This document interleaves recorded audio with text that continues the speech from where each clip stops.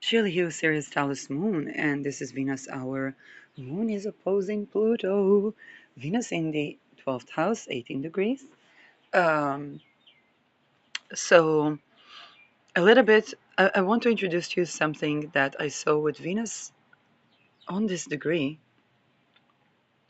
that could actually be really cute. And this is, no, this is not showing yet. Okay, it's this video. I do not have the rights for it, so I'm just going to show you that video. Great bowerbird has spent over a... Right for that. Thank you. Animal Life CBP. That's the video.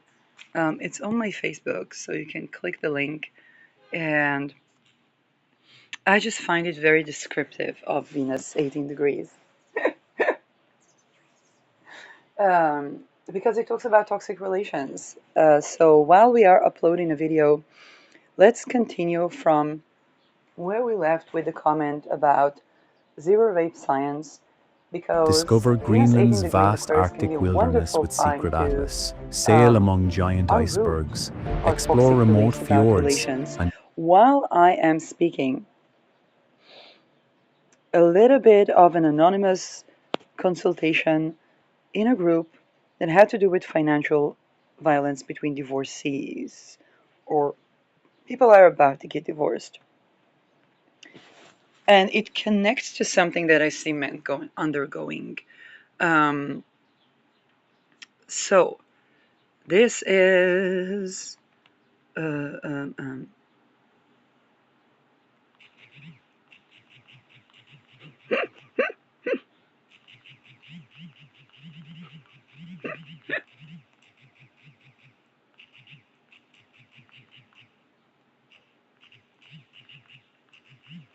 so, yeah, that's the time to frame things like that. I will have my coffee. I had the best sushi ever. Um, you guys know that I'm a sushi lover. Guys, girls, and hermaphrodites.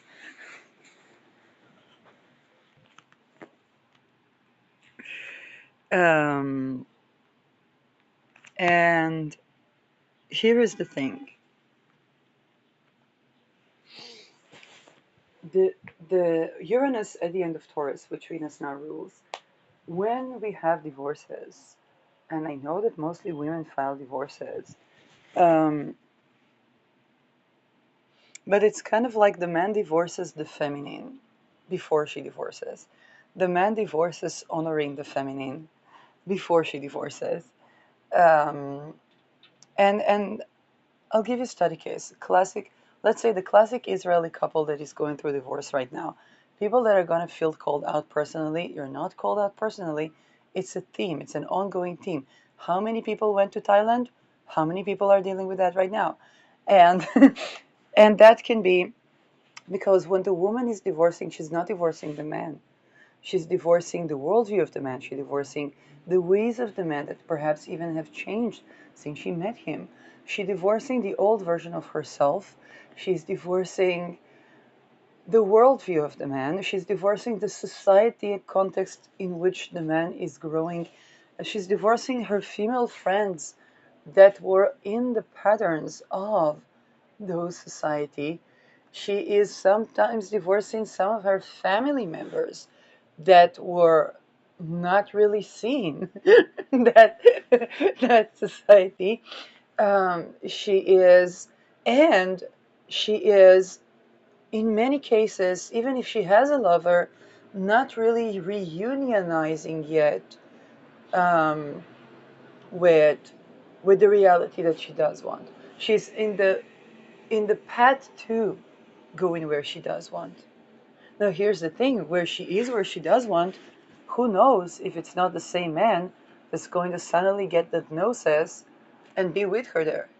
But she can't force him to, and that's why she files for divorce. So, when it comes to practice, taking, if my previous video was taking my own, you know, dream state of what science could be. And then there was this person who literally broke it down in scientific method to me, and she's a fucking genius. So I want to um, I want to go back to that comment of Karandra Marshall, which I didn't finish delineating, um, and we're gonna keep with that, but um, just a moment of attention, because us women have learned we can't force a man to be.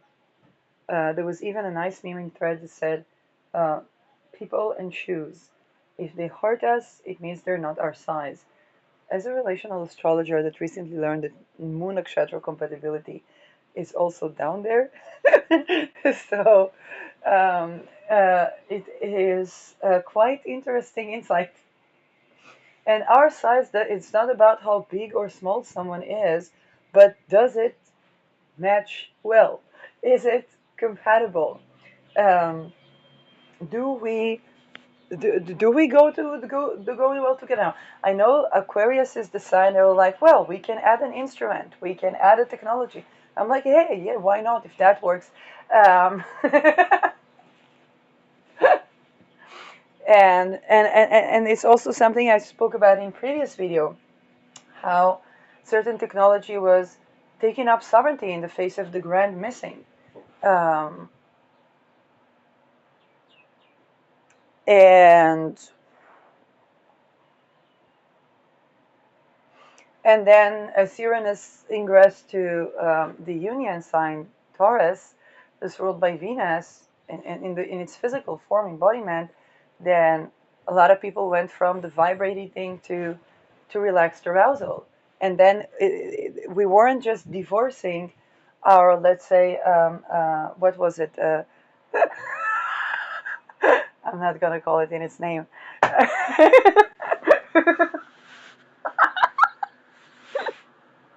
Damn. Okay. Yeah. Some people called it the rabbit, but this is where we weren't only divorcing our old sex toy. But people that are personally called out, I'm sorry. But we were divorcing an entire way of being into an embodied way of being. We were divorcing something that wasn't really existing. And this is why this is why divorce this is why divorces are so linked to Uranus, because it's basically Kundalini rise. It says, wait a second, I'm also a singer, I'm also an artist, I'm also a mathematikoi, I'm also a scientist, I'm also all these things. And because it is so connected to sexual embodiment, okay? It's like, wait a second, I'm also all these things. Um, and that cannot be under someone's control. And sometimes even people that enjoyed, let's say, power exchange are like, wait a second, there's something missing. And it's something within the self.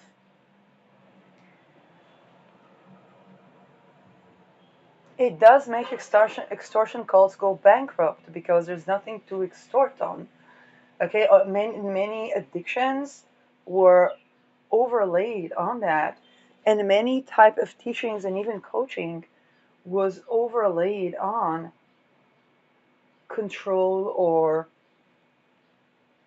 and not on, there is, you think about the carrot and the stick. So the stick would be, hey, I'm going to make that environment intolerable, and if that's done to stop a bad habit, then sometimes that works. But what we didn't have is, I wouldn't say the carrot here because that would open a can of worms regarding the creation of the carrot.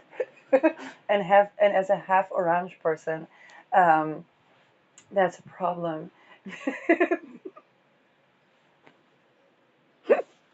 But this is where we don't yet have the full blown frequency of embodiment. But we already crossed the threshold. We already understood that the gate is not of violence and rape, that the gate to transcendence and to love and to learning is not the violence and rape. And we might not always, and this is why sometimes, how should I say that?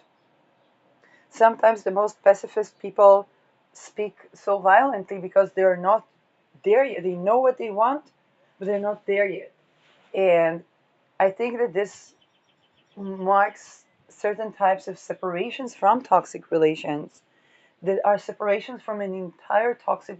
It's a separation from the way we used to make love, from the way we used to self pleasure, from what we used to masturbate on, from what we would have in mind when orgasming. Um, and the requirement of the good things to be consistent.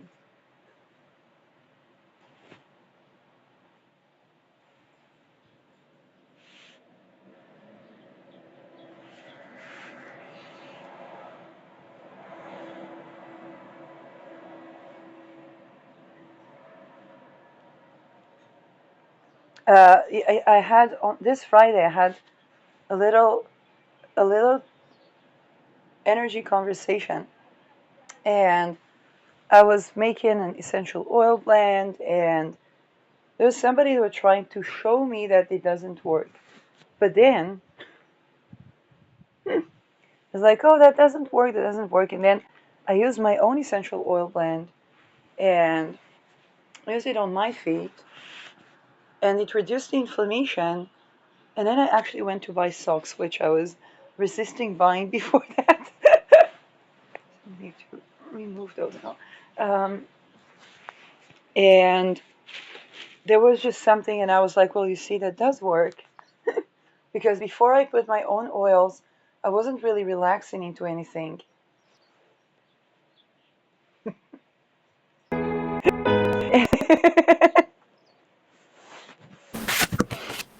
On that particular day. Um, so there were many things that were missing. So, um,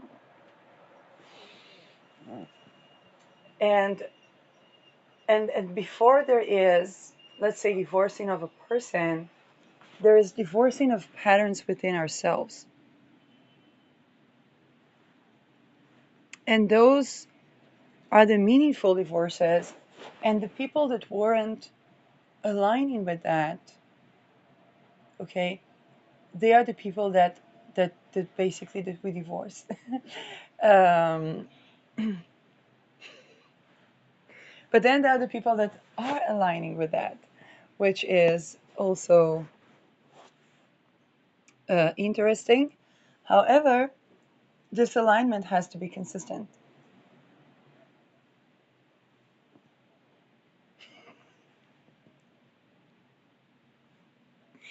Um,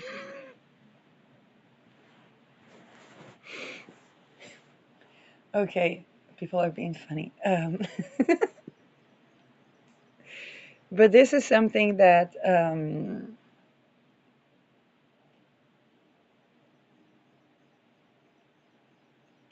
is an entire worldview and way of living.